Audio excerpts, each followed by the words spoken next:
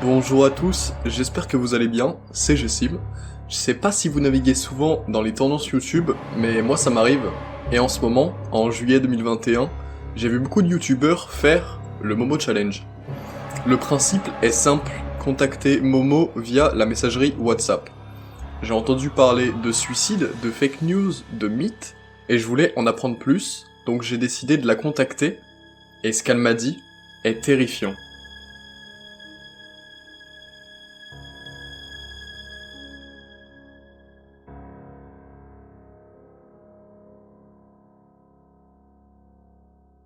Momo a été créé par l'allemand Herz Schwarenka, excusez-moi pour la mauvaise prononciation, en 1731 à Nundorf, qui est une commune de Saxe dans le district de Leipzig.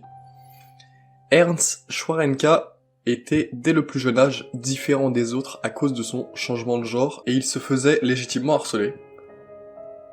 Mais grâce à ses connaissances en chimie que les autres n'avaient pas, à l'âge de 25 ans, il avait pour but d'essayer de sculpter un visage terrifiant et sinistre pour pouvoir le rendre vivant grâce au Hurenson.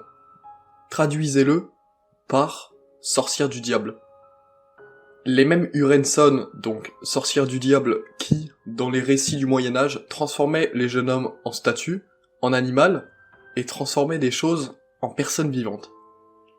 En 1730, des bruits couraient toujours sur la survie de ces sorcières et leur influence dans le monde, mais Herz Schwarenka n'était pas naïf et il croyait en ces histoires.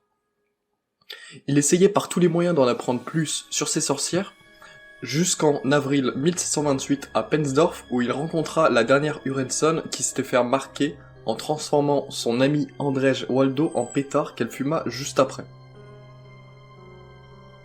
Confus et émerveillé étaient ses émotions à cet instant, car il savait après ça qu'il pouvait enfin prendre sa Mutter-Ficker, traduisez-le par vengeance.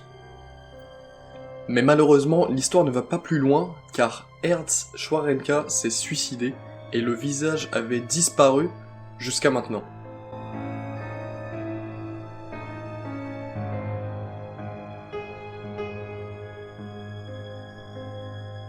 Certains complotistes farfelus sont venus nous dire que Momo n'existait pas et que cette histoire a été créée de toutes pièces par les réseaux sociaux. Je ne crois pas en cette théorie, car elle est assez bancale malheureusement et elle manque de preuves. Tout ce que je viens de vous énoncer m'a été dit par Momo sur WhatsApp, qui a en fait été enterré de 1735 jusqu'en 2003. Ce qui est marrant, c'est qu'avant de prendre contact avec elle, j'avais remarqué que Momo m'avait déjà envoyé des messages dans le style « T'es capable de te suicider » ou même « Le plan B de Rachid marche toujours ». Donc ces histoires de suicide n'étaient malheureusement pas des fake news. J'ai voulu en savoir plus sur elle et pourquoi elle avait décidé d'agir seulement maintenant. Et ces explications sont simples et claires. Elle avait besoin d'apprendre à mieux nous connaître, et elle avait la folle, traduisez-le, par flemme.